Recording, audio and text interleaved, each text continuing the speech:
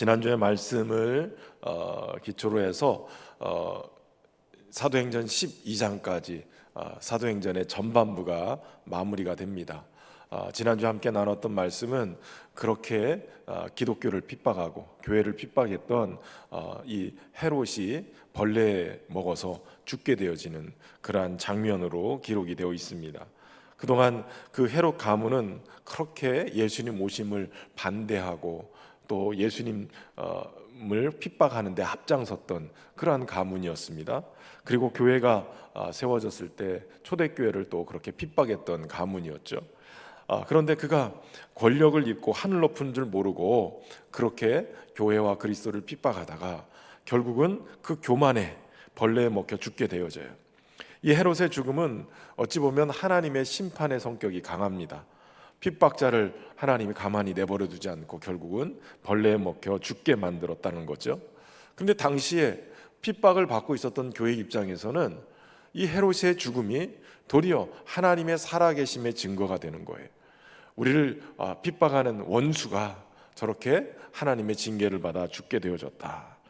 어떻게 보면 이 결국은 날이 시퍼렇게 살아있는 현 정부의 어떻게 보면 권력을 가지고 있는 이런 사람, 그래서 어찌 보면 교회를 그렇게 핍박해서 어떻게 교회가 이걸 견뎌낼 재간이 없을 것처럼 느껴지는 그런 엄청난 것도 결국은 하나님이 그의 생명을 탁 걷어가니까 끝나더라는 거예요.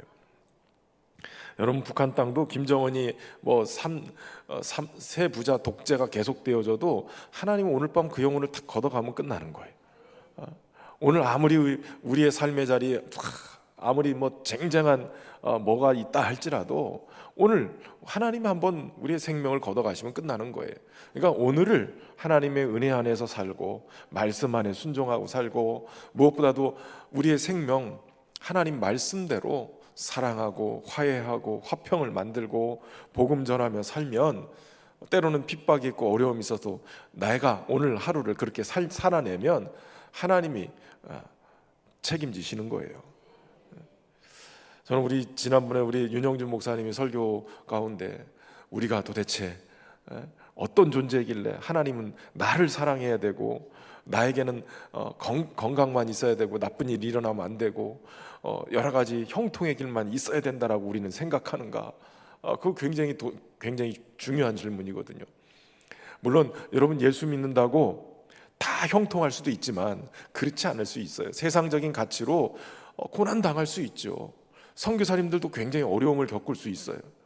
여러분, 선교사님들 저는 이제 이번에 그 하나봉사회라는 그 선교 단체가 있어요. 물론 NGO로 등록이 돼 있는데 우리 동남아 쪽에 있는 선교 이게 그 코디네이터들이 다 선교사님들이에요. 그래서 미얀마나 라오스나 태국이나 이런 곳에 이분들이 들어가서 어떻게 하면 이 복음과 함께 이 선교와 함께 사회를 건강하게 일으킬 건가?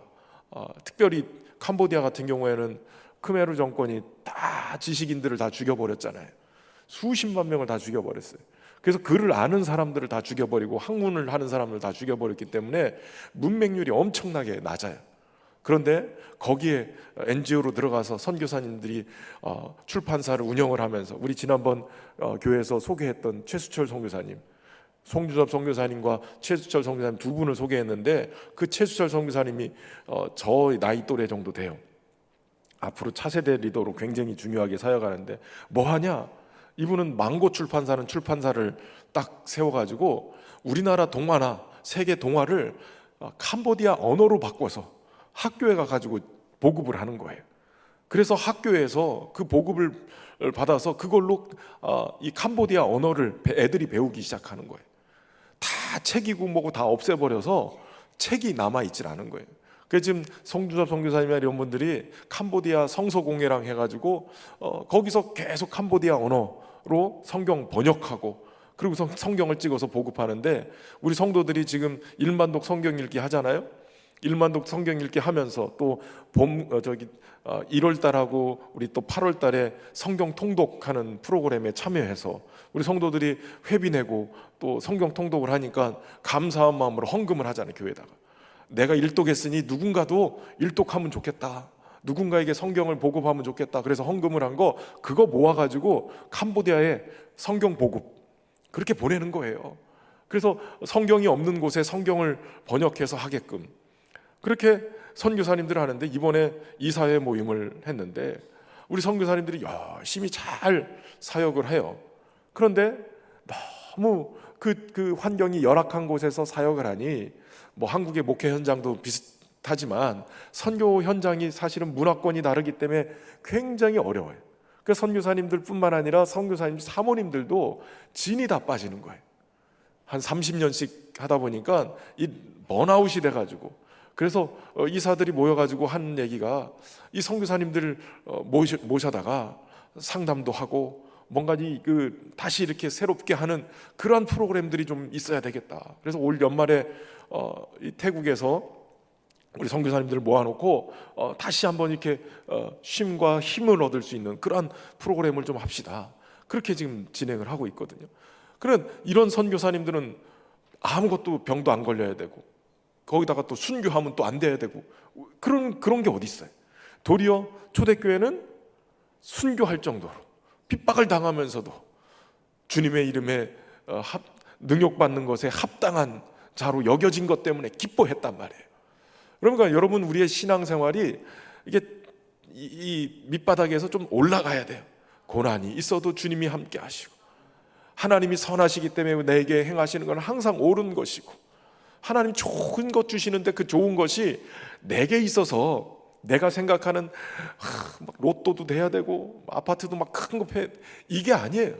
도리어 내가 주님을 그런 환경 속에서도 더 잘 믿고, 내가 하나님이 살아계심이 어떤 상황 속에서 내가 병이 걸려도 하나님이 함께 하시, 그것을 바라보는 거예요.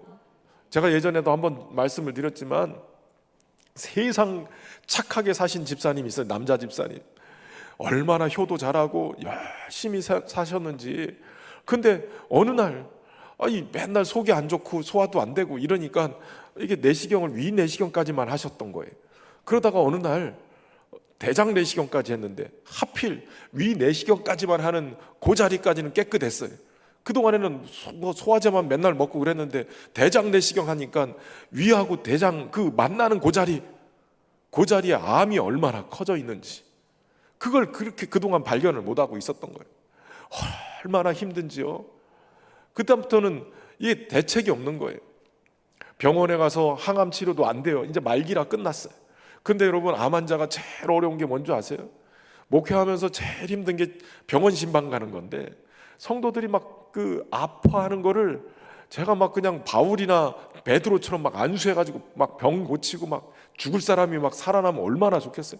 목회자가 막 그런 막 마음도 있단 말이에요. 하나님 나에게도 병 고침의 은사를 주셔서 그냥 안수만 하면, 뭐 누구는 앞치마 갖다 놓으면 낫는다고 그러는데, 손수건만 얹어놔도 낫는다고 그러는데, 그래도 안수라도 하면 좀 약간 차도라도 있으면 얼마나 좋아요. 그런데 그런 아무것도 해줄 수 없는 모습 때문에 사실은 저희도 막 그 목회 현장 속에서 그런 성도들을 경험하면 너무 힘들어요. 그렇게 아무것도 못 해준다라는 아실란가 모르겠어요. 그게 있어요. 그런데 그 집사님을 보면 너무 힘든 거예요. 항암의 마지막 끝에는 이 통증이 엄청 힘들어요.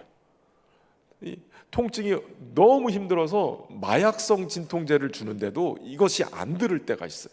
그러면 그냥 떼굴떼굴 굶는 거예요. 신방을 가서 병실에 들어가 보니까요, 아니 침대가 있는데 침대 밑에 매트리스가 바닥에 있는 거예요. 아니 도대체 왜 매트리스를 바닥에 깔아놨냐고. 집사님이 너무 고통스러우니까 떼굴떼굴 굴르다가 침대에서 떨어지는 거예요. 그냥 떼굴떼굴 굴를 정도로 그렇게 고통스러운 거예요. 마약성 진통제도 이제 아무것도 안 듣는 거예요. 그래 그 가서 예배를 드리고 기도하고 찬송 부르고 그러고 오면 권사님이 하는 얘기예요. 남편 집사님이 목사님 모셔서 예배만 드리면 통증이 사라진대. 그거는 또 그 은혜가 있었어요. 통증이 사라진대. 그래 목사님 맨날 왔으면 좋겠는데, 지금 제가 우리 신현교회가 지금 어른들이 지금 이제 뭐 낮예배 때 뭐 이렇게 전체 해가지고 우리가 2,000명이 좀 안 되지만 어른들이, 그런데 제가 한 교구를 맡았을 때 가정수가 한 400가정, 500가정 가까이 됐어요. 인원수로 따지면 1,500명 정도를 맡았어요. 그러니까 1,500명 정도를 지금 우리 교회만큼을 제가 혼자서 맡아서 교구를 했으니까 그 교구를 관리를 하는데 맨날 거기 어떻게 맨날 가요? 그래서 일주일에 한 번씩 갔어요. 일주일에 한 번씩 가면 예배 드리면 이분이 고통에서 해방이 되는 거예요. 그것도 은혜. 그러더니 그분 생각만 하면 그냥 막 가슴이 막 이래요. 돌아가셨는데 돌아가시기 일주일 전에 영상을 찍었더라고요. 영상을. 장례 치르는데 권사님이 저한테 보여주는 거예요. 그러면서 영상 속에 집사님이 환하게 웃으면서, 그 고통 속에 웃으면서 정말 예수 믿고 내가 천국 가는 것 때문에 너무 감사합니다. 목사님 맨날 오셔서 예배 드려주셔서 감사합니다. 그러면서 환하게 웃고선 돌아가셨어요. 여러분, 고통의 현장 속에 우리가 때로는 여러 어려움들이 있지만 예수님이 나에게 있어서 구주가 되신다는 것은 이 땅에서만이 아니라 죽음 너머의 세계까지도 책임지시기 때문에 그런 거예요. 이 땅에서 때로는 고난당하고 복음 전하기 위해서 순교하는 일이 벌어져도 걱정하지 않는 것은 천국까지, 우리가 영원한 삶을 사는 그곳까지 주님이 인도하시기 때문에 그런 거예요. 여러분, 고통이 있어도 어려움이 있어도 주님이 나를 붙잡아 주시고 힘 주셔서 감당하게 하시는 거예요. 마지막까지 막 웃으면서 그 엄청난 고통 때문에 막 떼굴떼굴 굴르면서도 주님을 끝까지 붙잡고 살아가는 것, 이게 은혜예요. 이게 은혜죠. 여러분, 초대교회는 그 핍박을 받으면서도 절대 주권이 하나님께 있고 우리 주 예수 그리스도가 무덤에서 부활하시고 세상 끝날까지 우리와 함께 하신다고 약속하셨기 때문에 그 핍박을 당하고 고난 속에서도 희망을 놓지 않았거든요. 그런데 헤롯이 죽는 것을 보면서 하나님이 우리를 돌보시는구나. 부흥을 막아서던 핍박자 헤롯의 죽음이 자칫 위축될 수 있었던 교회가 도리어 하나님의 위로와 은혜를 힘입어서 더 복음을 전하게 만든 거예요. 상황이 역전된 거죠. 땅끝까지 이르러서 복음이 전해지는 그 역사가 이제 멈추지 않고 계속 진행이 되는 거예요. 근데 중요한 것은 유대와 예루살렘과 유대와 사마리아와 땅끝까지 이르러, 이게 사도행전에서는 확장되는 게 이제 보이기 시작해요. 특별히 12장의 마지막 구절은 하나님의 말씀은 더 흥왕해졌다. 헤롯이 죽고 나서 더 흥왕해졌다는 거예요. 두 가지로 볼 수 있어요. 복음이 더 강력하게 전해졌다. 그리고 또 하나는 하나님의 말씀이 흥왕해졌다. 이 말은 하나님이 내 삶 속에 역사하시는 게 보이니까 말씀대로 살아야 되겠다는 결심을 더하게 되는 거예요. 그러니까 한 사람 한 사람 영혼에 하나님의 말씀이 정말 이 말씀대로 사는 게 복음이구나, 이게 사는 길이구나, 이걸 알고 내 안에서 흥왕해지는 거예요. 더 부흥이 일어나는 거예요. 여러분, 신앙생활 오래 하는 게 중요한 게 아니라 하나님의 말씀이 내 삶을 변화시키고 인도해 가는 것이 중요해요. 말씀의 사람으로 변화되는 것이 더 중요한 거예요. 말씀에 깨닫고 은혜 받고 그냥 말씀대로 사는 거예요. 예전에 오늘 여러분 마지막 찬양 이런 거 다 온누리교회에서 저 두란노 경배와 찬양에서 하스데반 선교사님 만든 노래들 이런 거라 생각이 나는데, 온누리교회에서 그 하스데반 선교사님 이제 두란노 경배와 찬양, 목요 찬양을 막 집회를 인도하는데, 인도를 제가 경배와 찬양 인도자가 돼서 도대체 어떻게 인도해야 될지를 몰라서 답사를 갔어요. 온누리교회는 어떻게 인도하나, 목요 찬양을 어떻게 하시나. 그래가지고 그걸 다 녹음을 해가지고 제가 다 받아 적고 막 콘티도 똑같이 하고 막 하스데반 선교사님 할렐루야 하는 것도 제가 막 따라서 연습하고 막 이랬단 말이에요. 그런데 이게 하스데반 선교사님 혼자 전체를 인도하는 줄 알았더니 갔더니 한 키도 짤막하고 조만한 청년 한 분이 나오더니 전도사님이래요. 그러더니 그분이 앞에서부터 찬양 인도를 중간까지 하는 거예요. 중간까지. 전체 중에 일부를 그분이 인도를 하시는 거예요. 이분이 인도하는데 목소리도 굉장히 좋으시고 찬양 인도도 정말 하스데반 선교사님 못지않게 인도를 하는 거예요. 제가 그걸 보면서 저분 어떻게 그냥 느낌에 굉장히 영혼이 맑다라는 생각을 했어요. 영혼이 맑다. 굉장히 더럽혀지지 않은 깨끗한 영혼으로 찬양을 인도하는가 보다. 이게 막 느껴졌어요. 그런데 그리고 나서 경배와 찬양학교라는 수련회가 있거든요. 일주일 동안 합숙해서 하는 수련회를 딱 갔는데 그분이 또 인도를 하는 거예요. 그러다가 어느 날 간증처럼 이분이 얘기를 하는 거예요. 자신은 믿음의 3대래요. 그래서 그냥 교회에서만 살았어요. 그러다가 군대를 가서 군대도 짧은 거 갔다 왔는데 짧은 거 갔을 때 회식을 하는데 그 회식 자리에서 건배하면서 뭐 잔을 이렇게 드는데 그때서 자신은 이게 소주구나라는 걸 처음 알았대요. 무슨 상황인지 아시죠? 3대까지 살면서 이분은 술이라는 걸 본 적이 없는 거예요. 거기서 군대에서 이게 술인가 보다 이때 알았다는 거예요. 그러니까 얼마나 그분이 그 가문에서 하나님 섬기며 또 말씀으로 살아내면서 이렇게 했는지 제가 그때 알았어요. 저 같은 경우는 이제 믿음의 일대였기 때문에 이것저것 해볼 거 다 해보고, 저도 술도 마셔보고 별거 다 해봤어요. 다 해보고 늦게 믿었기 때문에, 그랬기 때문에 어느 정도는 다 때묻어가 있고 이미 3살 버릇이 몸에 다 배어있기 때문에 저 안에는 막 깨끗하고 순결하고 이런 느낌이 없었어요. 근데 그분을 보니까 내가 깨끗한 게 뭔가를 알겠는 거예요. 영혼이 깨끗하다라는 것. 여러분, 그게 굉장히 중요한 거예요. 그냥 믿음의 3대가 돼서 복 받는 게 아니에요. 제가 그때 깨달았어요. 말씀대로 일대에서는 내 습관과 삶의 변화 이런 것들이 계속 몸부림치면서 변화를 해요. 말씀을 붙들고 내가 말씀대로 살아내면서 믿음의 일대들은 계속 투쟁하는 거예요. 저도 제 안에 계속 그냥 옛날 습관들이 나올 때가 있어요. 생각의 습관, 행동의 습관, 계속 말의 습관도 막 나와요. 그런데 이때쯤 되면 그래도 몸부림치면서 아이들을 모태신앙으로 해가지고 제대로 길러내려고 하는 거예요. 교회만 막 무조건 나오게 하는 게 아니라 말씀대로 부모들이 살아내려고 하고 기도하려고 하고, 그러다 보면 또 자녀들이 또 그걸 보면서 또 자라요. 그리고 이 자녀들의 또 자녀가 돼서 3대쯤 내려가면 다 세상적인 가치나 이런 것들이 다 때가 벗겨지고 하나님의 말씀의 가치로 계속 가풍이 이어지는 거예요. 그러면서 말씀의 가치로 살아가니까 순수한 때묻지 않는 하나님 바라보는 영혼들이 막 나오는 거예요. 그러니까 느헤미야 같은 사람도 나오고 에스더 같은 사람도 나오고 다니엘 같은 사람이 나오는 거예요. 저는 여러분의 가문에 이런 복이 임하기를 주의 이름으로 축원합니다. 그냥 교회만 다니는 게 중요한 게 아니에요. 말씀 붙들고 몸부림을 치면서 말씀이 내 안에서 흥왕해가지고, 말씀이 우리의 가문에서 흥왕해가지고 하나님의 뜻을 쫓고 하나님의 말씀대로 순종하고, 고난이 와도 그 고난 속에서 하나님의 말씀으로 살아내려고 노력하고, 주의 뜻이 하늘에서 이룬 것처럼 내 삶 속에서도 막 이루어져 가는 거예요. 말씀을 살아내면서 이것이 나의 믿음으로 들어오고, 그러면서 흥왕해 가는 거예요. 이게 놀라운 은혜가 임하는 거예요. 그래서 부흥하는 교회들은요, 보면 항상 말씀을 붙들고 묵상하고 읽고.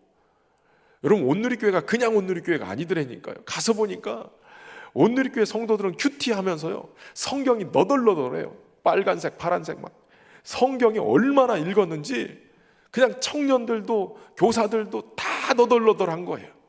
성경을 그냥 깊이 묵상하는 거예요. 하나님의 말씀대로 살아가야 은혜도 임하는 거예요.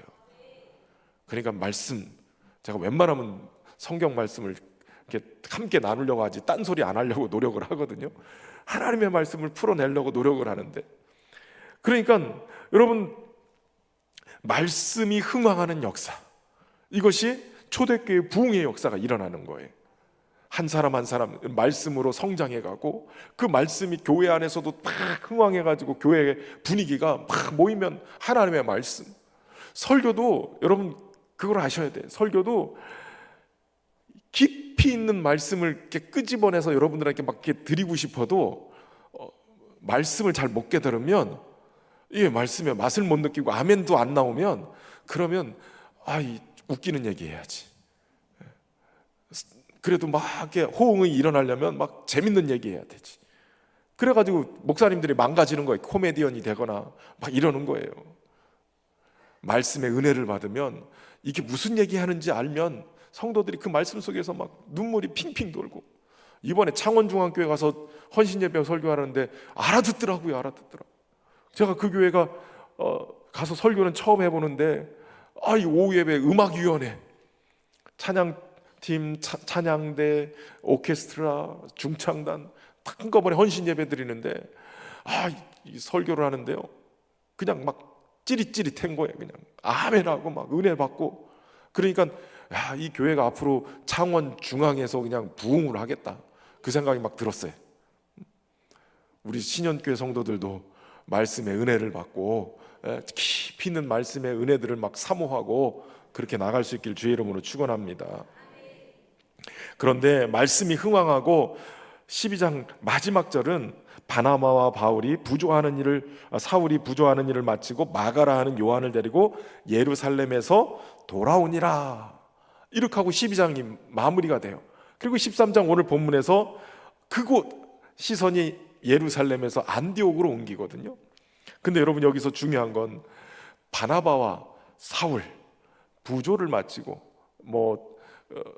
기근이 들었을 때 그 안디옥 교회가 헌금을 하고 해서 어려운 이 예루살렘 교회 돕느라고 부조를 보냈는데, 이거를 다 하고 마가 요한과 함께 안디옥으로 돌아왔다라고 얘기해요.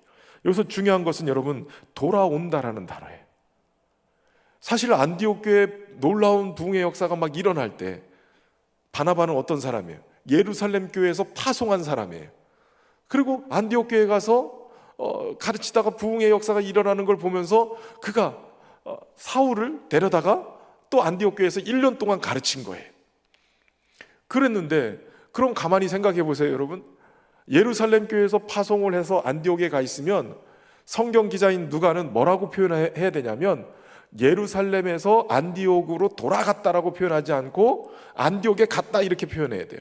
여러분, 돌아갔다는 얘기는 그 사람이 있는 곳, 다시 말하면 베이스 캠프, 집을 얘기하는 거예요, 집.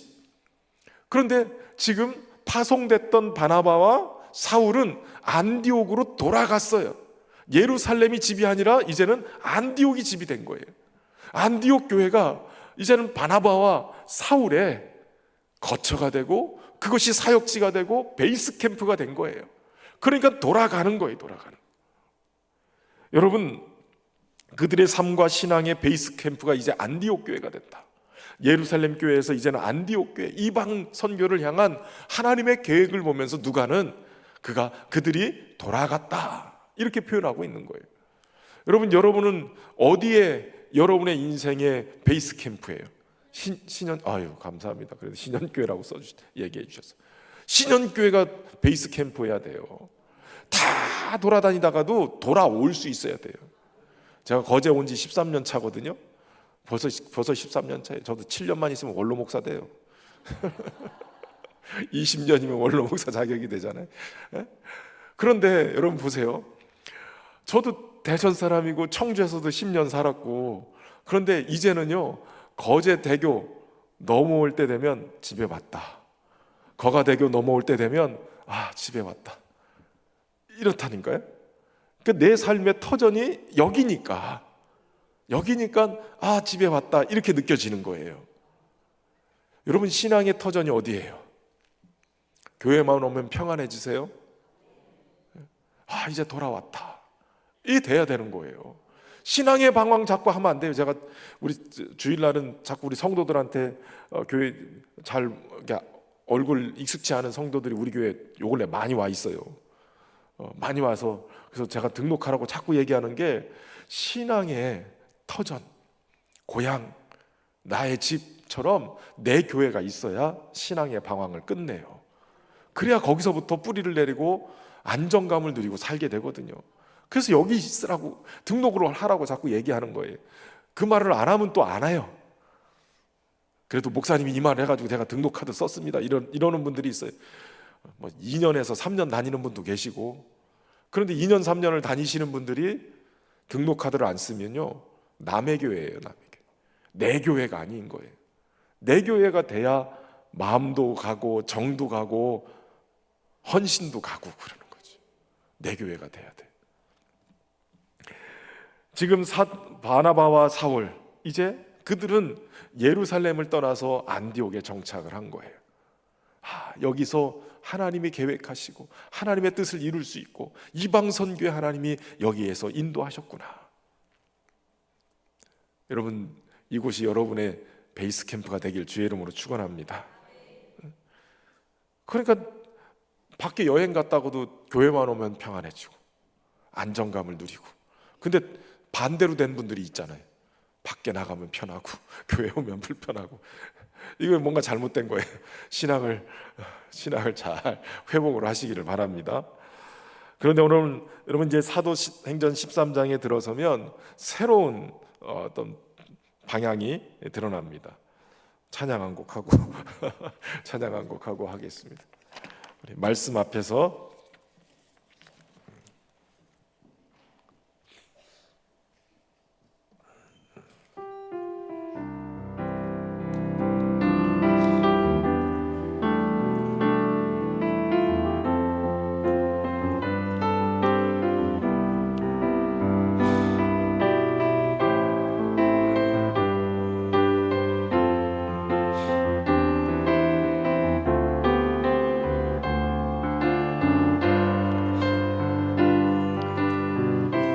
말씀 앞에서 경외함으로, 말씀 앞에서 경외함으로 주께 홀로 섭니다. 생명의 말씀 영의 순종에 주를 예배합니다.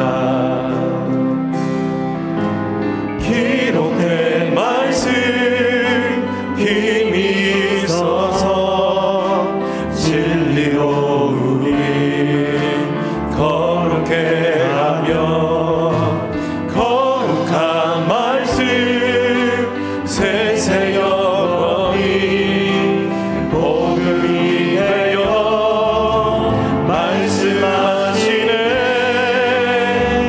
하나님 말씀에 두려워 떠는 자,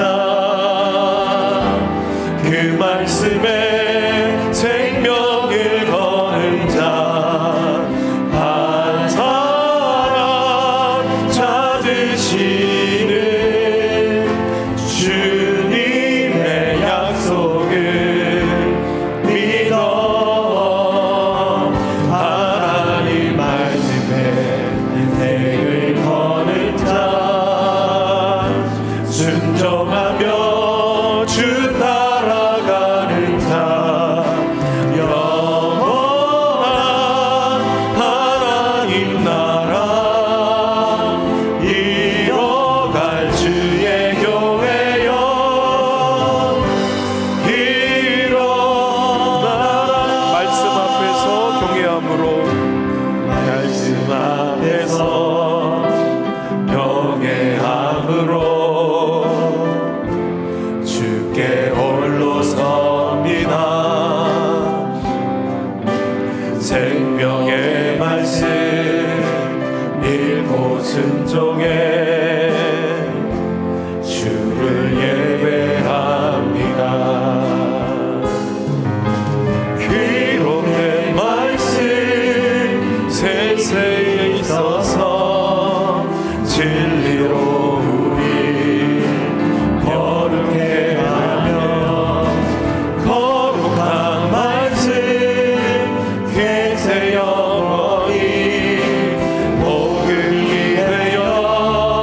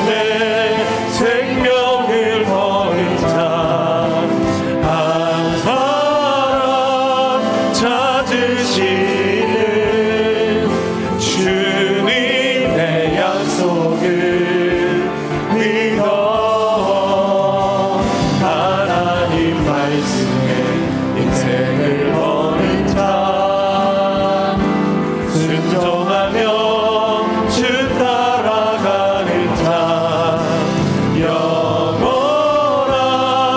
하나님 나라 이뤄갈 주의 교회여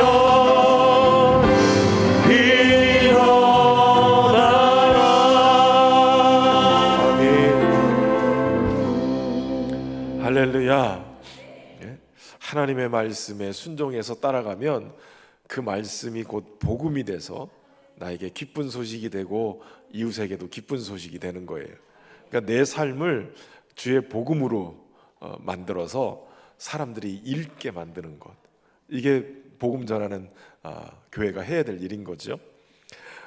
안디옥 교회는 예수님이 그리스도이심을 강조하고 그리스도를 닮은 사람들이 많아졌기 때문에 주변 사람들이 안디옥 교회 성도들을 보고 그리스도인이다 라고 얘기했다는 거예요. 그래서 최초로 그리스도인이라고 딱 공증된 사람들이 안디옥 교회 사람들인 거예요. 그만큼 안디옥 교회는 굉장히 중요한 전환점이 되는 교회의 역할을 했어요. 그동안 예루살렘 교회가 유대 전도의 아주 중심지가 됐는데 이 안디옥 교회는 이제 세계 선교회, 이방 선교의 베이스 캠프가 되는 거예요. 중심지가 되는 거예요. 그런데 오늘 본문의 1절에 보면 이 안디옥 교회에 대해서 이렇게 시작을 해요. 안디옥 교회에 선지자들과 교사들이 있으니 곧 바나바와 니게르라 하는 시므온과 구레네 사람 루기오와 분봉왕 헤롯의 젖동생 마나엔과 및 사울이라. 안디옥 교회에 누가 있냐고 얘기하냐면 선지자들과 교사들이 있었다라고 얘기해요. 특별히 이들의 명단, 그들의 명단을 쭉 열거하고 있는데 누가 이 사도행전을 쓴 누가의 관점에서 보면 성령께서 교회를 세우고 교회를 통해서 선교를 쭉 이어가게끔 하는 데 있어서 중요한 포인트가 있는데 그것이 바로 사람이라는 거예요. 교회의 일꾼들을 세워서 주님은 그 사람들을 통해서 일을 하기 시작하시는 거예요. 성령께서 그들에게 감동 주셔서 그 일을 하게 하시는데, 여러분 사도행전 1장 13절에 보면 12제자에 대한 이야기가 쫙 나오죠. 베드로, 요한, 야고보, 안드레면서 12명의 제자 이름을 쭉 열거를 하죠. 그리고 6장 5절에도 보면 7집사의 이름을 열거를 해요. 7집사애들 믿음과 성령이 충만한 사람 스데반, 또 빌립, 브로고로, 니가노로, 데문과 바메나와 유대교에 입교했던 안디옥 사람 니골라를 택했다. 사람을 계속 택해요. 사람에 대한 명단이 쭉 나오는 거예요. 그러니까 하나님이 항상 교회를 통해서 일을 하실 때 사람이 중요하다는 것을 강조하고 있는 거예요. 사도들을 중심으로 리더십을 세워서 예루살렘 교회를 세워갔던 것처럼 사도들과 같은 헌신으로 교회를 위해서 거의 비슷한 헌신으로 영성과 믿음과 성령 충만함으로 순교의 대열에 앞장섰던 이 7집사의 내용들까지, 그리고 이제는 안디옥 교회에 선지자들과 교사들이라고 얘기하는 이들, 여러분 선지자는 성령의 특별한 은사로 이 예언의 은사, 또 때로는 해석하는 것, 그리고 권면하고 위로하는 자를 선지자들이다라고 얘기해요. 그러니까 은사 차원에서 하나님의 말씀을 받고 예언도 하기도 하고, 그 예언은 미래에 대한 예언, 미리 예자를 쓸 수도 있지만 우리 신학 쪽에서는 미리 예가 아니라 예금할 때 쓰는 예자를 써요. 예탁할 때. 그러니까 하나님의 말씀을 받아서 가지고 있다가 이 말씀을 전하는 거예요. 그러니까 미리 무슨 점치듯이 뭔 일이 일어날까, 이것도 물론 하나님이 보여주시기도 해요. 바울 같은 경우에 가면 이게 착고에 채워서 묶여서 갈 것이다, 이것 예언하는 경우도 있어요. 그러나 미리 점치듯이 무슨 무당하듯이 그렇게 예언하는 게 아니라 하나님의 말씀을 잘 분별해서 말씀대로 살아가게끔 하는 그러한 예언을 하는 거예요. 그리고 이것을 잘 해석하고 권면하고, 그래서 위로하고, 결국은 은사를 지난번에 제가 말씀드린 것처럼 은사는 항상 교회의 덕을 세우는 거예요. 사람 살리는 일이 은사예요.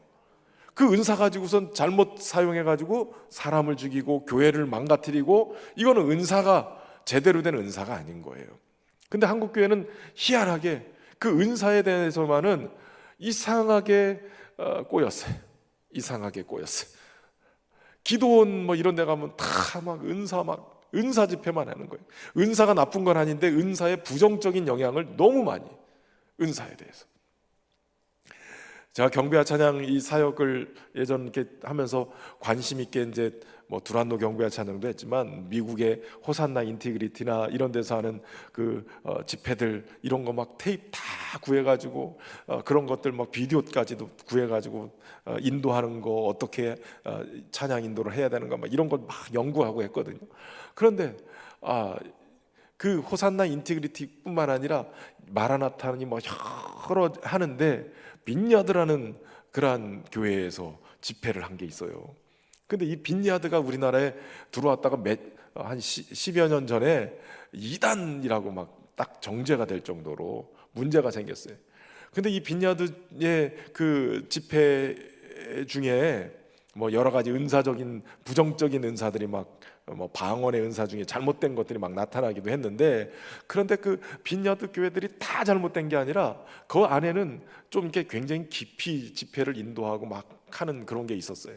근데 한국 교회 성도들이 빈야드 교회 찬양 집회에 갔다가 희한하게 이분들이 찬양 집회면 예배거든요. 예배에 집중을 안 하고, 한국 교회 성도들은 예배에 집중 안 하고 예배가 딱 끝나고 기도해 준다고 그러니까 우르르 또 모이는 거예요. 거기는 이제 은사자들, 이렇게 기도하는 사역자들이 이렇게 성도들이 앉아 있으면 은혜를 받고 기도가 터지고 막 은사가 임할수록 이렇게 팀이 돌아가면서 이렇게 원을 그리고 기도를 이렇게 중보 기도를 해주거든요. 그리고 또 다른 팀이 와서 해주고. 그런데 한국 교회 성도들은 가서 기도 받으면 뭐 은사가 임한대 이러고선 가서 그것만 집중하는 거예요. 예배에 집중이 아니라 은사에 집중하는 거예요. 한국 교회가 은사에 집중하다가 망하는 데가 많죠. 이렇게 막 기도한다고 그러면 막 갖다 넘어가고 막 이런 거에 집중하는 거예요. 그래서 예배를 다 누워서 드리잖아요. 이렇게 다 눕혀놓고. 그런 은사에 너무 집중하니까 성령님을 인격적으로 관계하고 그 성령의 인도함을 받고 말씀을 깨닫고 복음으로 살아내고 이런 게 아니라 막 뭔가가 막 눈에 보이고 막 이런다는 것, 여기에 자꾸 빠져버리는 거예요. 매번 말씀드리지만 은사가 있다고 성령 충만한 사람이 아닐 수 있어요. 성령 충만하면 은사도 충만할 수도 있는데, 다시 말하면 성령 충만이라는 얘기는 성령님이 말씀하시고 인도해 가시는 것, 그것이 실제가 되고 그렇게 친밀함 속에 주님이 뭘 말씀하셔도 아멘 할 수 있는 상태가 성령 충만이라고 그랬죠. 그런데 이 성령 충만이 주님과의 관계가 잘 있을 때 성령 충만인데, 은사가 있다고 성령님과 관계가 좋다라고 얘기할 수 없다는 거예요. 여러분, 병고침의 은사를 가지고 받았을 때 이 선물을 가지고 교회를 막 흔들어 버릴 수도 있어요. 예언의 은사를 가졌다고 우선 마치 무당 점치듯이 사람들 기도 봐준다고 그러면서 예언 얘기하면서 막 엉뚱한 짓을 할 수 있어요. 그러다 교회가 막 혼란스러워지고 막 이럴 때, 초대교회 고린도 교회가 방언의 은사를 받고 예언의 은사를 받고 예배 시간에 이 사람도 일어나서 막 예배 시간에 방언해요. 목사님 설교하는데 우리 이경옥 권사 갑자기 일어나서 막 떠든다고 생각해 보세요. 방언 받아. 그러니까 옆에 사람이 또 나도 방언 받았다고 막 일어나서 떠들어요. 그러면 예배 질서가 막 무너지고 엉망이 돼 버리잖아요. 그래서 사도 바울이 방언을 하면 해석도 해야 되고 통역도 해야 되고 그리고 질서 있게 하는 것이 중요하다. 굉장히 강조한 내용이 바로 그거예요. 어찌됐든 간에 선지자들만 있었던 게 아니라 교사가 있었어요. 가르치는 은사를 받아서 하나님의 말씀을 연구하고 이것을 또 제대로 잘 전하고 가르치는, 그래서 성경 공부를 잘 하면 깨달아지고 막 그래서 말씀이 들어가면 성도들의 믿음도 말씀 속에서 이렇게 커지거든요. 성장해 가는 거예요. 그런 선지자들과 교사들이 있었다. 여러분, 은사는 성령께서 주시는 선물이고 또 직분이고 또 은사를 통해서 교회는 하나님의 살아계심이 막 더 드러나는 거예요. 그래서 그 은사는 아주 본질적으로는 그 은사가 교회 덕을 세우기 위해서, 교회를 더 단단하게 세우기 위해서 성령님이 주시는 선물인 거예요. 그런데 그 은사가 덕을 세우지 못하면 도리어 교회 시험거리가 되면 은사는 자칫 잘못하면 이게 부정적으로 사용될 수 있는 거예요. 그래서 은사를 굉장히 조심하셔야 돼요. 그런데 은사를 조심하지만 그러나 은사를 사모하셔야 돼요. 왜냐하면 여러분, 은사를 주님이 주셨을 때 그 은사가 잘 활용되면, 내가 찬양대를 선다 그럼 찬양의 은사가 있고 음악의 은사가 있으면 그 은사가 잘 개발되면 찬양대가 더 은혜가 넘쳐요. 찬양팀도 그냥 노래만 잘한다고 찬양팀이 되면 안 되고, 찬양의 은사가 임하면요 그 찬양이 음악적으로 테크닉이 막 크게 뭐 얼등하지 않아도 그 찬양 속에 악귀가 떠나가고, 그 찬양 속에 영혼의 문이 열리고, 그 찬양 속에 하나님이 임재하신다니까요. 그러니까 찬양팀이 기도해야 되는 게 그래서 기도해야 돼요.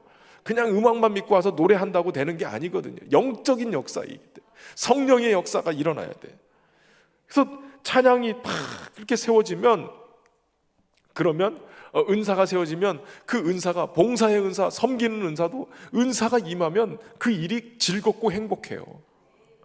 교회는 은사를 통해서 더욱더 이렇게 뜨겁게 하나님을 섬기기 시작하면 교회가 얼마나 풍성해지는지 몰라요. 오늘 여러분에게 이 은사가 개발되어지고 충만하게 나타나기를 주의 이름으로 축원합니다. 그리고 그 은사에 또 중요한 게 기능적인 요소도 있지만 직분의 은사가 있어요. 직분이 있을 때 교사고 또 사도고 선지자고 이런 직분들이 있단 말이에요. 근데 그 직분이 주어졌을 때 필요한 은사가 또 그 안에 주어지는 거예요. 교사 직분을 받으면 무슨 은사가 필요하겠어요? 가르치는 은사, 그것만이 아니라 하나님의 말씀을 깨닫는 은사도 필요해요. 말씀을 볼 때 그 가르치는 것이, 말씀의 그 은사가 주어져서 이 말씀이 내 안에 깨달아지는, 그 깨달은 말씀으로 전하는 게 굉장히 중요해요. 교사들이 그냥 와서 분방 공부한다고 이게 아니에요. 거기도 영적인 역사가 일어나야 돼요. 아이들에게 내가 먼저 깨닫고 은혜 받은 내용을 가지고 전해줘야 아이들에게 영적인 이 말씀이 꼴을 먹여주는 거예요. 그렇지 않으면 그저 그냥 재미없는 시간. 우리 교사들 손 들어보세요. 교사들 교회학교 교사들 손 내려보시고, 제가 주일날 설교를 30분 내지 35분 설교를 해요. 예전에 저쪽 교회에 있을 때는 25분 설교했어요. 왜 10분 늘린 줄 아세요? 10분 늘리고 거기다가 결단의 찬양까지, 그렇게 하면 한 15분 정도 늘렸어요. 그래서 원래는 정각에 끝나야 될 시간을 제가 15분까지 늘렸어요. 그러니까 10시에 끝날 거를 10시 15분에 해요. 왜 그렇게 늘린 줄 아세요? 물론 앞에 순서도 많고 가끔가다 장로님들이 기도 길게 하면 길어지는 것도 있어요. 그런데 그렇게 늘린 이유가 뭐냐면 교회 학교 때문에 늘린 거예요. 교회 학교가 예배 드리고 분방 공부할 시간이 없다는 거예요. 애들 다 내려가야 돼. 예배 끝나면 애들이 다 내려가야 되니까. 그래서 내가 그럼 설교를 길게 할 테니까 분방 공부를 확보해라. 그래서 늘려놓은 거예요. 그랬더니 예배 끝나기도 전에 막 다 애들 와서 앉아 서가지고 밖에서 핫도그 들고 있고, 막 분방 공부를 왜 안 시켜요? 하나님 말씀을 가르쳐야죠. 그 시간 일부러 그렇게 확보해서 드렸는데 선생님들이 공부 하나도 안 하고 분방 공부 준비도 안 하고 그냥 말로 때우다가 끝내버리는, 그러면 안 되는 거예요. 아이들이 이 시대가 얼마나 치열한데, 학교 공부나 학교 여러 가지에서 아이들 말씀을 제대로 양육을 못 하는데 교회에서 그 시간을 치열하게 살아내야죠. 성경 공부 가르쳐야죠. 그러니까 교사가 그냥 교사가 하지 말고 기도하면서, 이번에 다음 주 보겠어요. 이제 교회학교 여름 성경학교 하는데 기도를 안 하고 성경학교를 한다? 말도 안 되는 거예요. 말도 안 돼. 성경학교를 그러면 하지 말아야 돼. 기도를 안 하고 어떻게 영적인 역사가 일어나요? 아이들에게 믿음이 어떻게 들어가요? 영적인 전쟁이, 악한 역사들이 아이들을 얼마나 이렇게 막 영혼을 훔쳐가려고 노력을 하는데, 교사들이 전투 모드에 들어서야죠. 전투해야죠. 기도해야 돼요. 다음 주 교회학교 제가 부를 거예요. 그냥 부장님들 왔는지, 총무 왔는지 지금 얼마나 엄청난 일들이 지금 진행되는데, 저기 교육 담당 목사님, 교회학교 교사들 명단 여기다 딱 갖다 놔요. 다음 주에 부를 테니까. 성가대는 안 부르나요? 또 이럴까봐.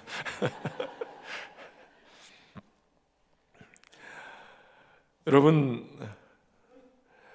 은사로 교사, 선지자는 교사일 수 있어요. 그러나 교사는 선지자일 수 없을 수도 있어요. 그러니까 은사도 여러 가지로 잘 확인해 봐야 되는데, 중요한 것은 우리를 하나님이 교회로 부르시고 각자에게 은사를 주셔서 이 일을 감당하게 하신 거예요. 은사는 카리스, 선물이란 뜻이죠. 에베소서 2장 8절에 보면 이것은 너희에게서 난 것이 아니요 하나님의 선물이라. 하나님의 선물이에요. 그러니까 이 하나님의 선물을 우리가 받았단 말이에요. 선물로. 그러니까 내가 그 선물 받았다고 내가 능력이 있어서 받은 게 아니에요. 내가 잘나서 받은 게 아니에요. 그저 은혜로 받은 선물인 거예요. 그러니까 내가 병 고치는 은사가 있다, 이것 가지고 팍 어깨에 힘주고 다닐 것도 아니고, 내가 방언의 은사 있다고 그래가지고 팍 힘줄 것도 아니라는 거예요. 그저 그 은사는 교회에 덕을 세우고 주의 몸을 더 든든히 세우는 거예요.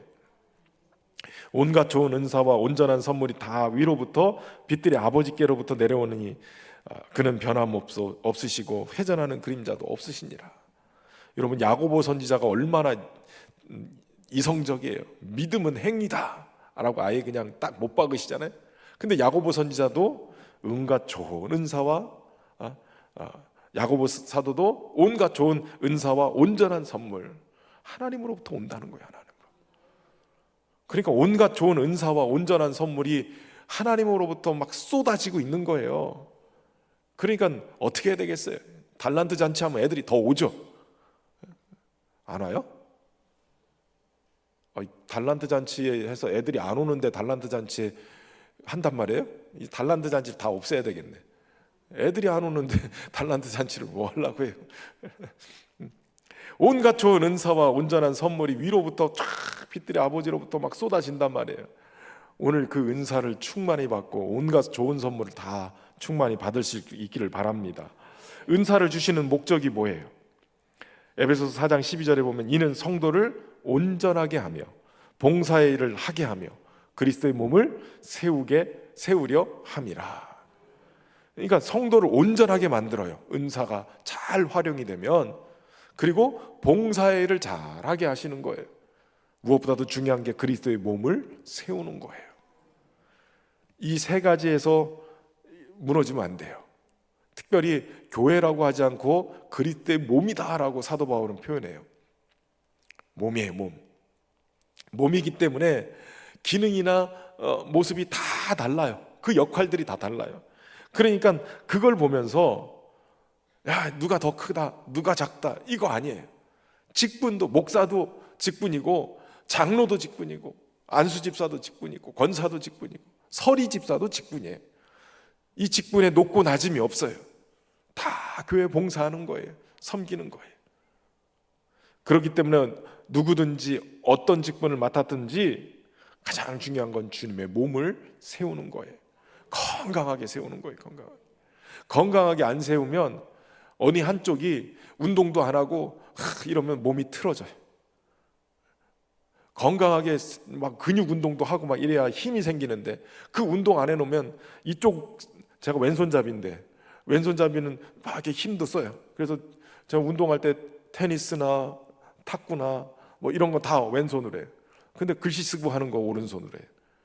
또 다른 것도 오른손으로도 할 줄 알아요. 밥 먹고 하는 것도 양손잡이.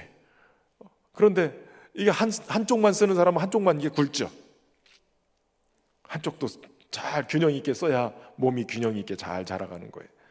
교회도 은사자들이 잘 건강하게 그 사명들을 잘 감당해야 잘 되는 거예요. 근데 그 은사자들, 선지자와 교사들이 있는데 어떤 사람들이냐? 바나바. 여러분, 바나바는 안디옥 교회를 성장시키고 제대로 양육하는 목회자였죠. 구브로 태생 레위 사람이었어요. 성령과 믿음이 충만했고 사울을 데려다가 안디옥 교회에 바울 되게 만든 사람이 바나바예요. 이런 사람이 있어요. 그리고 또 두 번째 인물이 니게르라는 시몬이라고 나오죠. 니게르는 로마식 이름이에요. 그리고 시몬은 유대식 이름이에요. 니게르라는 말은 니그로, 검다, 흑인이라는 뜻이에요. 그리고 시몬, 듣는다라는 얘기인데 아프리카인으로 그리스도인이 된 거예요. 여러분, 성경에 보면 아프리카인으로 6월절에 예루살렘에 왔다가 예루살렘에서 십자가를 지고 고난을 당하시는 예수님 곁에 구경 왔다가 예수님의 십자가를 대신 진 사람이 있죠. 누구예요? 구레네 사람 시몬. 학자들은 이 구레네 사람 시몬이 아마 이 니게르 시몬이지 않을까 이렇게 생각을 해요. 왜냐하면 초대교회에 이 알렉산더와 루포에 대한 이야기를 하죠. 시몬을 얘기할 때 그의 아들들 이름이 초대교회에 굉장히 유명한 이름이었어요. 알렉산더와 루포.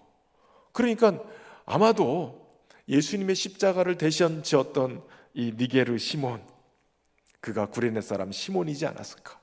그래서 안디옥 교회 중추 역할을 했던 사람이었다라고 얘기를 해요. 그리고 세 번째 지도자 구레네 사람 루기오, 이 사람도 북아프리카에서 온 흑인이죠. 니게르 흑인. 그리고 헤롯의 젖동생 마나엔, 헤롯과 같이 자랐는데 굉장히 친밀했어요. 젖동생이었으니까 친밀했죠.